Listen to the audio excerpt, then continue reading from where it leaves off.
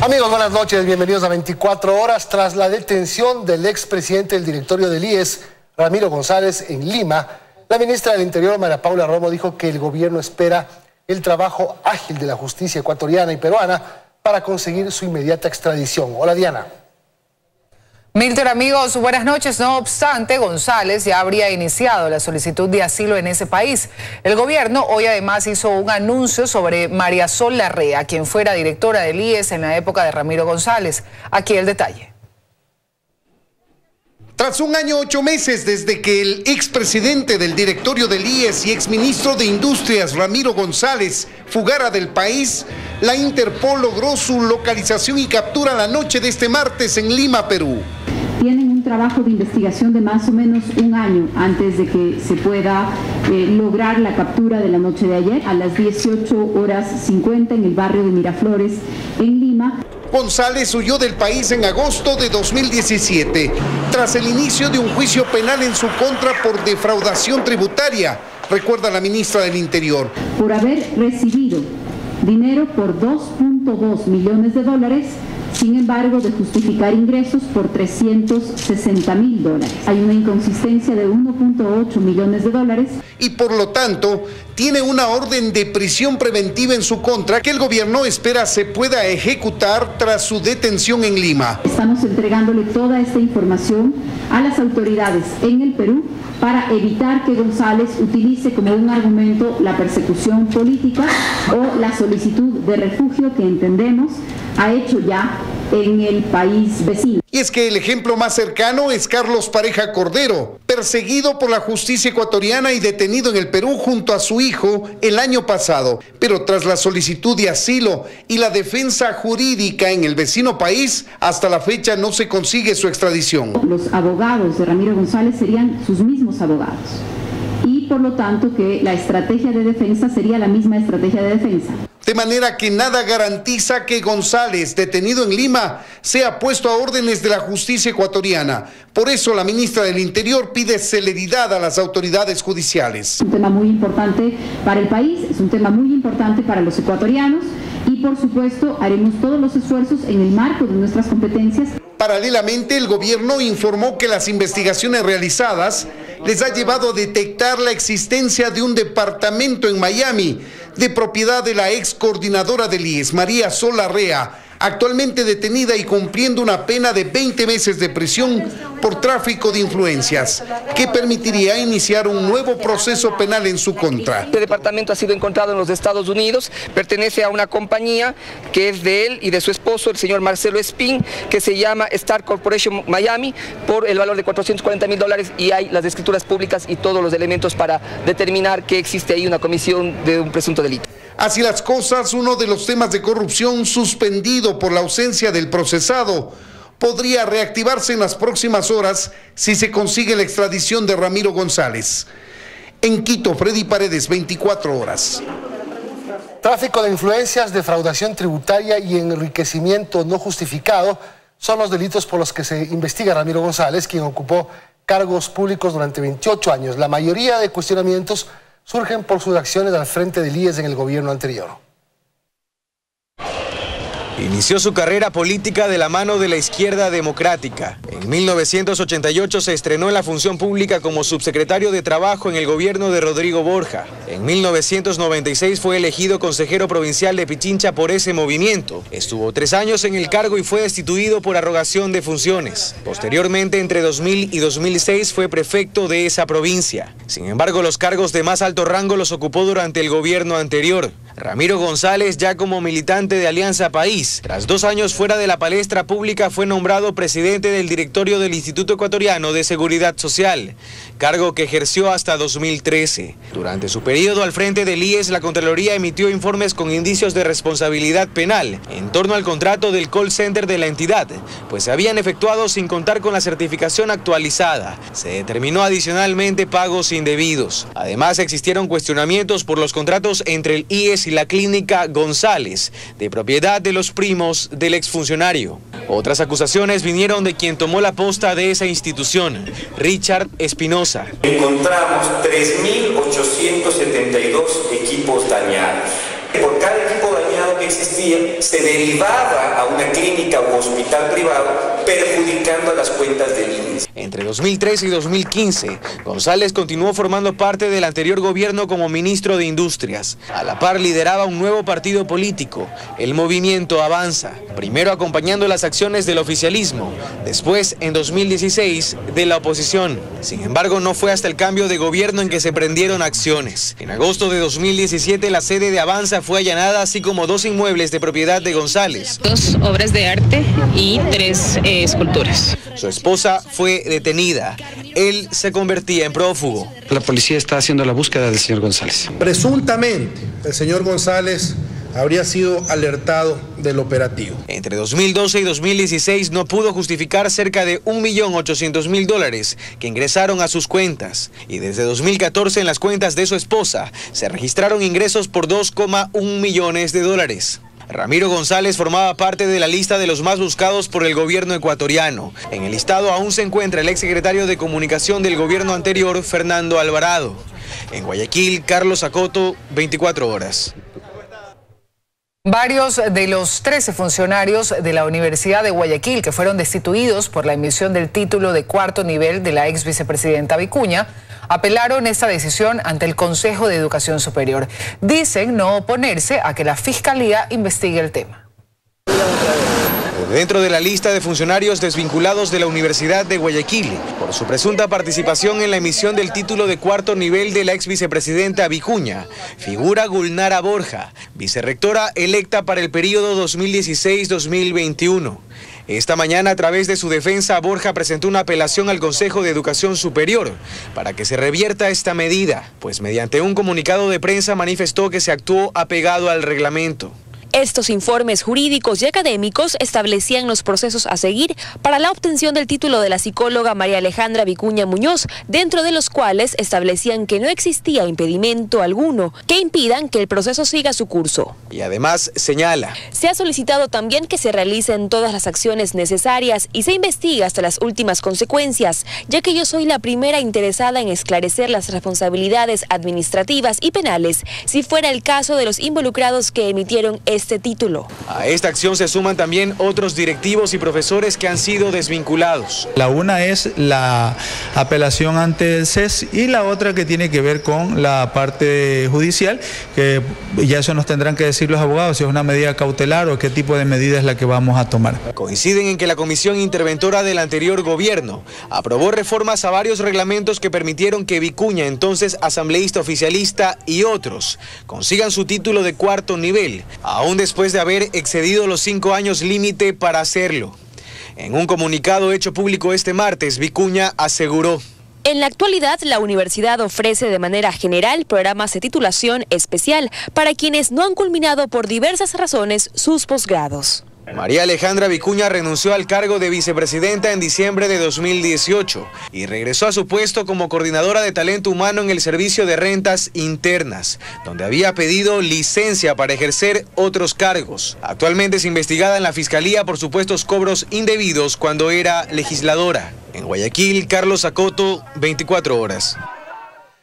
Una jueza ordena prisión preventiva y prohibición de salida del país para el exministro de Hidrocarburos Carlos Pareja Yanuseli por su presunta participación en el delito de tráfico de influencias.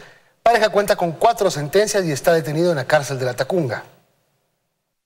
Adecuando la sala del complejo judicial, esos fueron los momentos previos a la instalación de la audiencia de formulación de cargos en contra del exministro de Hidrocarburos, Carlos Pareja Yanuseli, y 5 procesados más. Fiscalía solicitó esta diligencia por su presunta participación en el delito de tráfico de influencias, por la adjudicación irregular de 3 contratos relacionados con trabajos en la refinería de Esmeraldas. El segundo proceso que enfrenta Pareja Yanuseli en menos de un mes. Bueno, el monto porque se suscribe los contratos es de aproximadamente $18 millones. Tras escuchar los elementos de convicción presentados por Fiscalía, la jueza Ana Lucía Ceballos resolvió dictar en contra de 5 de los implicados prohibición de salida del país, prohibición de enajenar bienes por un valor de $4.728 y la presentación periódica ante una autoridad competente en su lugar de domicilio. Para Pareja Yanuseli se ordenó la prisión preventiva, a pesar de que ya se encuentra en prisión. En el caso del ingeniero Pareja Yanuseli, lo único único que él hacía es suscribir los contratos luego de los informes técnicos, económicos y legales que se le entregaban. Aunque también se solicitó formular cargos en contra del exfuncionario de Petroecuador, Diego Tapia, al inicio de la diligencia, Fiscalía declinó. Hay una ampliación que se ha pedido por parte de la Fiscalía referente a cuál fue el grado de participación. No descartamos una futura vinculación del ciudadano Diego Tapia. Carlos Pareja Yanuseli tiene 4 sentencias relacionadas con la trama de corrupción en Petroecuador: 5 años por cohecho, 6 por asociación ilícita, 10 años por enriquecimiento ilícito y 10 más por peculado. Además, existen 28 indagaciones pendientes en su contra. En Quito, Daniela Valencia, 24 horas. La Comisión de Fiscalización de la Asamblea Nacional recibió a la directora del Servicio de Rentas Internas, quien informó sobre las acciones de control tributario respecto al caso INA Papers. La funcionaria dijo que no hay información que involucre al presidente Moreno. En los procesos que estamos de control revisando y verificando información, hasta el momento no se ha identificado, no hemos encontrado que el señor presidente de la República aparezca como accionista, como representante o que esté relacionado con estos casos dentro del ámbito tributario que nos corresponde como administración. La directora del SRI dijo esto en el marco de su comparecencia a la Comisión de Fiscalización, que analiza la información de un reportaje de Fernando Villavicencio que involucraría al jefe de Estado, su hermano, el señor Javier Macías, María Auxiliadora Patiño y Conto Patiño. Este último, según Andrade, habría recibido dinero por parte de Sinohidro a través de su empresa Recorsa en Panamá por honorarios de asistencia técnica en el proyecto Coca-Cola Sinclair. ¿Por qué valor? Por el valor de los 18.3 millones de dólares. Recorsa Panamá envió a Comercial Recorsa por un valor de 4.2 millones por gastos de representación y gestión comercial.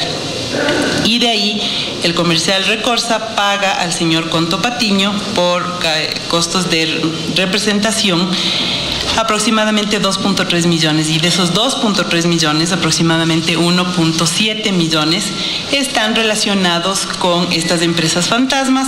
Andrade también comentó que el SRI ya estableció el pago de impuestos a las empresas Recorsa Panamá y Comercial Recorsa. Según la auditoría, Conto Patiño tiene que pagar $700.000 más el recargo del 20% y más impuestos.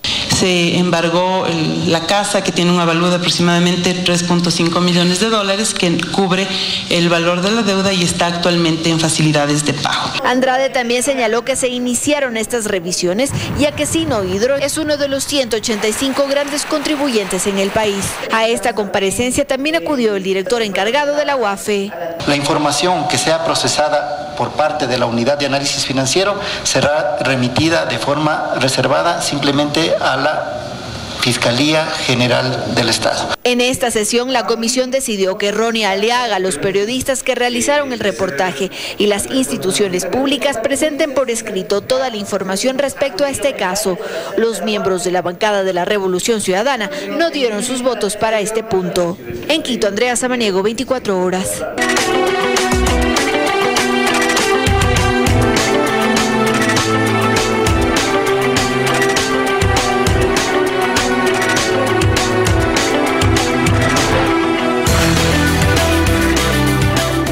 Más de 3.000 millones de dólares supuestamente fueron invertidos en la reconstrucción de las zonas afectadas por el terremoto del 16 de abril de 2016. Sin embargo, 3 años después, la gente aún reclama obras. Fausto Yepes está en Pedernales, en la provincia de Manabí, para contarnos cuál es la situación actual. Fausto, buenas noches, te escuchamos. Gracias. Hola, ¿qué tal, Milton? Amigos, buenas noches. Pues sí, ya son prácticamente 3 años y aún quedan algunas preguntas en el aire, como cuánto se ha gastado hasta el momento, qué es lo que se ha hecho y qué es lo que faltaría aún por hacer. Por ejemplo, en el caso de Pedernales, nosotros realizamos un recorrido para constatar algunas de las obras que se han realizado hasta este momento y también para preguntar a la gente cuál es su percepción y cuál es su sensación una vez que prácticamente han transcurrido 3 años y esperan aún por obras y también por ayuda por parte de las autoridades. Este es nuestro informe. La oferta de invertir 3.000 millones de dólares en la reconstrucción de las zonas devastadas por el terremoto de 2016 quedó en palabras y frente a la inacción oficial, los damnificados decidieron no esperar más. Dionisio aceptó una de estas casas para su familia, pero no puede dejar su trabajo. Es pescador, vive de esto y no puede dejar la playa. Que venía el tsunami, que tantas cosas por ahí, ya metían miedo pues. Y uno tenía que estar lejos del mar. Y no trabajamos, algunos meses no trabajamos, de que nosotros no queremos irnos de acá. O sea, este es nuestro trabajo acá. Nosotros vivimos de la pesca. Acá no llegó reconstrucción alguna. Es donde ha vivido por más de 30 años y tampoco le han dado opción para trabajar. Depende del trabajo para pagar la casa que le dieron. Tenemos personas que no tenemos cómo pagar. Varias personas hay que las tienen ubicadas. Pero hasta ahora hemos pagado 1 centavo. Un reciente informe de la Unidad Anticorrupción del Consejo de Participación Ciudadana Transitorio muestra con alarma que cientos de millones de dólares no aparecen y otros cientos más cayeron a dedo en contratistas familiares de quienes eran los llamados a velar por la ansiada reconstrucción de Manabí. Entre los hallazgos producto de estas investigaciones se cuentan, por ejemplo, obras con sobreprecio, multas no cobradas, estudios sin justificación y contrataciones innecesarias. Dentro de este proceso también se han identificado algunos posibles delitos, entre ellos el peculado, enriquecimiento ilícito, testaferrismo y tráfico de influencias. Lo que ha oficializado esta investigación, la gente lo rumora porque no ve obras y siente el abandono. Volví a hacerme registrar para que me reconstruyeran mi casa y resulta que ahora aparezco solo en el sistema, pero nunca nadie me llama. O sea, ya vamos a cumplir 3 años acá de nuestra catástrofe y hasta la vez me llama. Bueno, ¿de dónde está la plata? Esa plata no sabemos dónde está. No sabemos dónde está ese dinero. No obstante, en las calles de Pedernales se habla de un caso emblemático hecho en Ecuador. Usted sabe, la prioridad es la salud, pero hicieron el UPC, como lo ve, más grande quizás. Este es el hospital emergente que con gran esmero atiende desde hace poco más de 3 meses a los pacientes de la zona. Tenemos un promedio de 160 a 200 pacientes diarios. Nosotros ya más o menos tenemos 107 días aquí en Pedernales, un total de 17.160 pacientes más o menos. La unidad móvil se adapta a las circunstancias y aquí se espera y se atiende a los enfermos en carpas. Irónicamente, justo al frente ya funciona un muy moderno y amplio edificio de la unidad de policía comunitaria. En contraste, la salud y seguridad. Inexplicables prioridades. El VC, pues, que es un edificio moderno con todas las instalaciones adecuadas para darle el mejor de los servicios a Pedernales. Tenemos el hospital móvil, usted dice que están en carpa, no, pero es lo que el gobierno ofreció para Pedernales de manera urgente. Hasta tanto, en Pedernales no quieren esperar más, suficiente con 3 años y tan pocas obras. Hoy levantan sus casas con lo que tienen, abren sus negocios con lo que hay para recibir turistas. De Pedernales, la nueva que un día les ofrecieron, ya ni la bandera queda. La ansiada reconstrucción fue la esperanza de un pueblo y el negocio de un grupo. En Pedernales, provincia de Manabí, con cámaras de Juan Pablo Moreno y Stalin Sandoval, Fausto Yepes, 24 horas. Y bien, esa es la sensación que se siente acá en Pedernales. Nuestra siguiente parada será el sector de Jama, una de las zonas que también fueron gravemente afectadas con el terremoto de 2016. Ahí recogeremos algunas de las historias y también qué es lo que ocurre con este tema de la reconstrucción, qué se ha hecho y qué falta por hacer. En las siguientes emisiones les presentaremos un reporte especial. Hasta entonces, amigos, buenas noches. Más noticias. El gobierno recategorizó a más de 14.000 docentes para lo que el régimen destina alrededor de 20 millones de dólares. Además, el ministro de Educación informó que 20 escuelas comunitarias serán abiertas en las próximas semanas y 500 están en análisis. Fue frente a varios maestros en un reconocimiento adelantado por su día, cuando el presidente de la República, Lenín Moreno, informó acerca del proceso de recategorización que beneficiará a 14.000 docentes. Hoy, queridos maestros, esa espera de la cual hablábamos llegó a su fin. Esa recategorización implica 20 millones de dólares de inversión. Es sabido que hubo quienes no cumplieron con los requisitos, pues deben seguir preparándose para la próxima convocatoria. Es la propia experiencia, son años de servicio. Lo otro es que se reconoce la titulación, es decir, el esfuerzo que han hecho por lograr sobre todo maestrías. Hay beneficiarios también de esta medida represados desde el 2014. Este, según el ministro de Educación, Milton Luna, será retroactivo. Es un proceso que impacta sobre todo positivamente, ¿no?, a maestros de todos los niveles.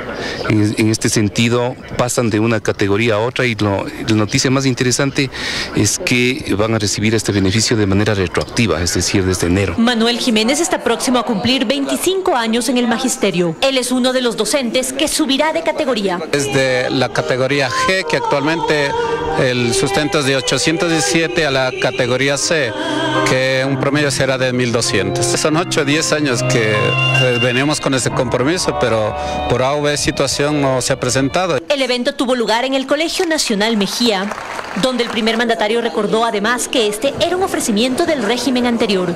Además, el primer mandatario también dio disposiciones al ministro de Educación relacionadas con las actividades administrativas que tienen que cumplir los docentes. Hemos reducido la carga administrativa. ¿Qué invento más desgraciado? Mano dura a los establecimientos que no estén cumpliendo con esta exposición.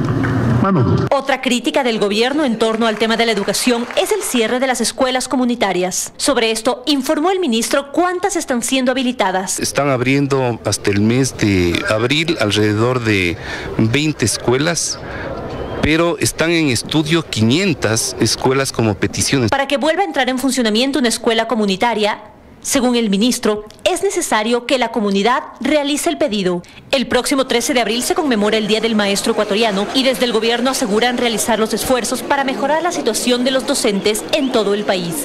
En Quito, María Gracia Costa, 24 horas.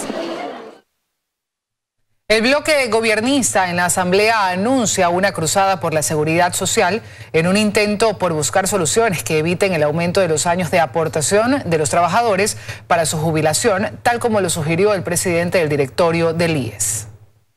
En el Ecuador hoy los años de jubilación son 60 años, ¿sí? El promedio en América Latina es 65. En Europa está alrededor de entre 67 y 70 años. ¿Por qué? Porque ha subido la esperanza de vida. En el Ecuador la esperanza de vida de un ecuatoriano es de 80 años. De una mujer ecuatoriana es de 83 años. Entonces, evidentemente, se tiene que analizar este tipo de cosas de tal manera que nos permita incrementar el tiempo de contribución, en este caso del afiliado, para poder precautelar la pensión jubilar que le vamos a entregar a esa persona que tiene una esperanza de vida mayor. El anuncio que hizo el presidente del Consejo Directivo del IES no tardó en generar reacciones por parte de varios sectores involucrados con la seguridad social, en especial de los trabajadores. Se ratifique el hecho de que no vamos a permitir ningún retroceso en materia de los derechos que actualmente tienen los trabajadores y en ese marco pues apostarle al diálogo. Este pronunciamiento lo hizo este miércoles, cobijado por el bloque legislativo de Alianza País, que anunció el inicio de una serie de debates y foros a nivel nacional para analizar la situación del IES. Desde la Asamblea Nacional lanzamos el día de hoy esta gran cruzada por la seguridad social, pero más allá del Ejecutivo y el Legislativo están sobre todo los actores. Debates que en ningún caso admitirán la posibilidad de que se extiendan los años de aporte de los trabajadores para la jubilación, dijeron. El hecho cierto es que el IES atraviesa problemas de sostenibilidad económica a raíz de las decisiones del expresidente Correa de extender la atención de salud a los hijos de los afiliados sin un aporte adicional. Y eso le motivó a ese mismo gobierno intercambiar el aporte al fondo de jubilación por el de salud para solventar la demanda. Ahora la preocupación es porque el fondo de pensiones está desfinanciado. En Quito, Freddy Paredes, 24 horas. Quienes padecen enfermedades catastróficas como el cáncer viven un calvario por no contar con la medicina que el Seguro Social les debe otorgar. Esto se debe a que no constan en el cuadro básico de medicamentos aprobado por el Ministerio de Salud. Que a Rosa, afiliada al Seguro Social, el Estado ecuatoriano no le pueda dar la medicina que requiere para afrontar el agresivo cáncer con el que lucha en la actualidad, ya no es novedad. Mi medicamento se llama Panitumumab, que eso no lo tiene el seguro, no está en el cuadro. Lo estoy comprando, pero creo que ya no voy a poder. Plata ya no tengo. Cada ampolla yo gasto $2.000. Y necesita 3 al mes. La única alternativa que le quedaba a Rosa era la acción de protección que la abogada Zaida Rubira de la Asociación Esperanza y Vida interpuso ante la justicia para obligar al Seguro Social a que a través de ínfima cuantía le compre y entregue la medicina, pero el pasado 11 de marzo un juez se la negó. Acto seguido se presentó una apelación que ni siquiera se atendió. Primer escrito de insistencia, fecha 26 de marzo. Segundo escrito de insistencia, fecha 29 de marzo. Tercer escrito de insistencia. Y la respuesta es que tenemos que esperar. Por eso ahora el llamado no es solo al Ministerio de Salud y al Instituto de Seguridad Social, sino también a la justicia, para que las acciones de protección se resuelvan con celeridad, pues ha habido casos de enfermos en etapa terminal que hasta 6 meses han tenido que esperar. No le compran hasta que no le llegue la sentencia escrita. Y aquí viene el otro gran problema, que los jueces se demoran 3, 4 y 5 meses, de tal forma que los pacientes se mueren esperando. Solo en la asociación han habido una decena de estos casos y ahora hay otros 50 pacientes esperando. En la lista está Francisca. Así como vamos a morir muchos pacientes. Dense en cuenta que somos vida humana. José también lleva en esta lucha 3 años. El cáncer del colon ya se le subió al pulmón y desde enero en que presentó la acción de protección no hay solución. Que no lo quieren dar. Stalin, quien tiene linfoma de Hodgkin con afectaciones en la columna cervical que le causan intensos dolores, también recibió una negación y ahora espera el trámite de la impugnación. Imagínense, yo desde el año pasado con esto, pidiendo, luchando, Dios mío. No es justo que el Estado ponga a un paciente de rodillas a pedir un medicamento. Luisa María Heredia, 24 horas.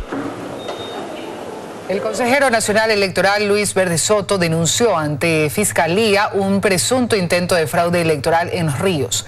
Esto mientras que decenas de ciudadanos se congregaron en los exteriores del CNE exigiendo el desarrollo de un nuevo proceso electoral para elegir todas las dignidades. Esto sucedió a minutos de que se instalara el Pleno del Consejo Nacional Electoral. Decenas de ciudadanos se autoconvocaron en las inmediaciones del organismo electoral para reclamar el presunto desarrollo de un fraude electoral durante las elecciones del 24 de marzo. El Pleno se instaló y en el salón aún se podía escuchar las consignas. Como primer punto de esta sesión, el CNE recibió en audiencia pública la denuncia de un candidato del Cantón Mejía respecto a irregularidades en esta localidad. En el Cantón Mejía hubo un fraude sistemático que viene desde la Junta Provincial Electoral y llega también a Los Ríos. Esto ya es una trama de corrupción. Al finalizar su intervención, los consejeros guardaron silencio. A Pita se le impidió pronunciarse. Mi intención en este caso era guiarlo a este caballero que, independiente de que pudiese tener o no la razón, no es a través de una denuncia planteada en una audiencia pública general del Consejo, del Pleno del Consejo, donde él va a encontrar respuestas a su problema. Esto mientras que en horas de la mañana el consejero Luis Verde Soto oficializó una denuncia por un presunto intento de fraude electoral en 2 cantones de Guayas y Los Ríos. Dijo haber entregado 6 actas con irregularidades. Lo que vimos es de que se había alterado las actas, se habían introducido nuevas actas, probablemente dañando la contabilidad de los votos nulos y blancos. La denuncia de Verde Soto se da luego de que el martes otros 3 consejeros no apoyaron la propuesta de presentar este recurso para que Fiscalía sea el organismo que investigue. En Quito, Daniela Valencia, 24 horas. Luego de resolver las impugnaciones del Consejo de Participación Ciudadana Transitorio, designó como nuevo defensor del pueblo a Freddy Carrión. En la sesión también fueron elegidos los 3 jueces del Tribunal Contencioso Electoral. Declaró la acusación por violencia de género presentada en contra del postulante, que reclamaron varios sectores y por la cual el presidente Trujillo no votó a su favor. Las llamadas telefónicas que me han hecho, ya también por los documentos que me han remitido, yo no puedo estar a favor del candidato. Yo creo que en este momento le corresponde al defensor del pueblo demostrar su legitimidad. En esta misma sesión se designó a los 3 principales jueces del contencioso electoral, con sus respectivos suplentes. Ángel Eduardo Torres Maldonado, el postulante Joaquín Vicente Viteri Llanga, el tercero sería el postulante Fernando Gonzalo Muñoz Benítez. En 3 semanas el Consejo de Participación Ciudadana Transitorio culminará su gestión y deberá posesionar a los nuevos consejeros que fueron elegidos por el pueblo el pasado 24 de marzo, por lo que se prepara un proceso de transición. Por supuesto, abiertos para hacer una transición ordenada y que ellos puedan asumir el cargo en las mejores condiciones posibles. En este corto tiempo que les queda, deberán designar al resto de autoridades que quedan pendientes. La Superintendencia de Bancos, nos queda la Defensoría Pública y yo creo que en esencia con eso hemos terminado ya los procesos de designación. Las autoridades designadas serán posesionadas en la Asamblea Nacional. En los próximos días, en Quito, Paul Coello, 24 horas. Comisión Multipartidista de la Asamblea Nacional decidió no investigar a la presidenta Elizabeth Cabezas al considerar que el audio presentado como prueba de un intento de boicot a la fiscalización al presidente Moreno fue obtenido de manera ilegal.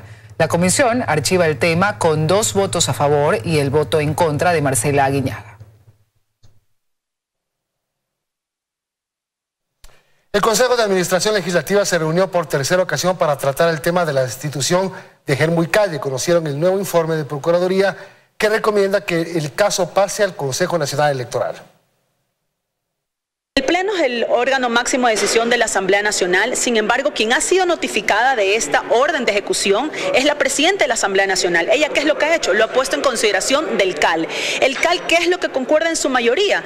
Creo que por unanimidad, que nosotros no tenemos competencia por lo que hemos dicho. Más allá de la discusión de que si el acto no está suspendido porque está impugnado en sede administrativa, el CAL, 7 legisladores no tienen la competencia para destituir a un asambleísta. Ecuador necesitaría de unos 550 millones de dólares para atender la migración venezolana. Expertos coinciden que el dinero deberá llegar de organismos internacionales para no complicar las finanzas internas. La migración venezolana no se detiene. El puente Rumichaca en el norte de Ecuador continúa siendo atravesado diariamente por miles de venezolanos que intentan escapar de la crisis en su tierra. Algunos ven a Ecuador como un país de tránsito, pero otros deciden quedarse. Ecuador ya sacó cuentas y anunció que necesitaría cerca de 550 millones de dólares para atenderlos. Alfredo Negrete, experto en temas internacionales, asegura que la decisión de apoyar es una muestra de reciprocidad continental. Hoy por ti, mañana por mí. Hay un compromiso de los principales países de América Latina y particularmente, diría yo, de Sudamérica, que son los que más viven directamente el efecto de la migración venezolana. Negrete añade que el anuncio de Ecuador ayudaría a limpiar su imagen ante el mundo, luego que el gobierno pidiera a los venezolanos el pasado judicial sellado para restringir su ingreso al país. Fueron procedimientos bárbaros que los hacen sociedades que no están acostumbradas a la convivencia pacífica. Según el gobierno, el gasto de 550 millones de dólares correspondería a las áreas de salud, educación, vivienda e inserción laboral de los venezolanos. Para el analista económico Fidel Márquez, Ecuador deberá conseguir este dinero afuera. Caso contrario, las cuentas internas se complicarían aún más. Si el Ecuador quiere asumir esto, tiene que haber también una solidaridad internacional que respalde al Ecuador y su programa de atención a refugiados venezolanos. Vamos a resolver un problema humanitario internacional y vamos a crear un problema humanitario nacional. Pero obtener el dinero no sería tan complicado, explica Márquez. El trabajo difícil será mantener el uso de estos recursos de forma transparente. Todos los recursos que nos den tenemos que rendir cuenta y tiene que ser transparente su manejo. Ecuador es uno de los principales receptores de venezolanos al haber acogido cerca de 250.000. Joana Ramos, 24 horas. La fiscal general del Estado, Diana Salazar, recibió esta mañana a los familiares del equipo periodístico del Comercio asesinado en la frontera norte. Colegas y familiares realizaron un plantón en los exteriores de la entidad para pedir a la autoridad investigue el caso, ya que un año después los hechos continúan sin esclarecerse. Al plantón se sumaron también la Asociación de Desaparecidos. Creo que independientemente de los nombres que han ocupado los cargos en ministerios, en la Fiscalía, no ha habido en realidad un cambio trascendental que nos permita avanzar en las investigaciones. Espero que en realidad nos podamos sentar a conversar, no solo con nosotros, sino con todas las personas, como te digo antes, víctimas de la delincuencia en el país, y que las investigaciones puedan cambiar de rumbo, puedan tener en realidad un norte definido. Doctora Diana Salazar, a que no solamente tenga que investigar casos de corrupción, sino también miles de casos de personas desaparecidas que a diario vemos pegados los afiches en los postes, que ya no dejen pasar más. Amigos, en Cuenca un nuevo accidente de tránsito se registró entre una unidad del tranvía que se encuentra en fase de pruebas y una camioneta. El accidente se produjo porque el conductor del vehículo no respetó las señales de tránsito. Ocurrió pasado el mediodía de este miércoles en la avenida España, a la altura del redondel de Milchichic, al nororiente de Cuenca. Esta camioneta blanca aparentemente irrespetó las señales de tránsito e impactó a una de las unidades del tranvía. Al momento desconocemos las causas, posterior los peritos nos informarán, pero según versiones tenemos la imprudencia o el irrespeto a las señales de tránsito. El vehículo tranviario a esa hora realizaba pruebas previo a su funcionamiento comercial. Al interior de este nuevo sistema de transporte no circulaban pasajeros. No se reportaron personas heridas. No obstante, los daños materiales son cuantiosos. ¿Se detiene al presunto causante? No se detiene. Sí se lo mantiene para realizarle un examen de alcoholemia y de ahí a posterior tiene que hacer los trámites respectivos en fiscalía. Con este ya son 4 los accidentes que sufre el tranvía. Lo preocupante es que el sistema todavía está en fase de pruebas. El vehículo liviano fue retenido por LEMOV. En tanto, el vagón del tranvía fue trasladado al patio taller para evaluar los daños. Posterior, asimismo, los peritos indicarán los avalúos que salgan del siniestro de tránsito con el vagón del tranvía. En Cuenca, Iván Rodríguez, 24 horas. Las altas temperaturas de estos últimos días en la costa, según el INAMI, corresponden al inicio de la transición de la época lluviosa a la seca. Esperan lluvia, sin embargo, en las próximas horas con menor intensidad.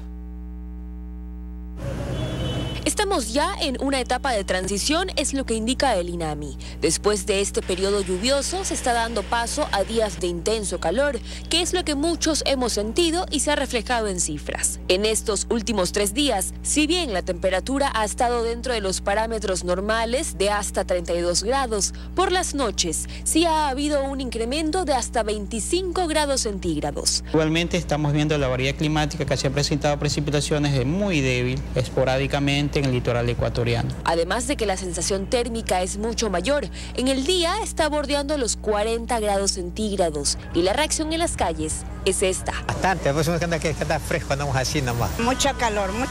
Y es que aquí los vendedores de sombrillas, agua o de cualquier bebida refrescante son los más solicitados y quienes aprovechan la oportunidad. Y es que algunos indican que prefieren evitar salir, pero para quienes tienen que hacerlo, una de las recomendaciones es estar protegido de los rayos UV. Me pongo bloqueador suave. Procuro no estar mucho en el sol, por salud también. Que podrían presentarse lluvias esporádicas es lo que también asegura el INAMI, hasta que se finalice por completo el periodo invernal y dar paso a la estación seca. Valery Villalba, 24 horas.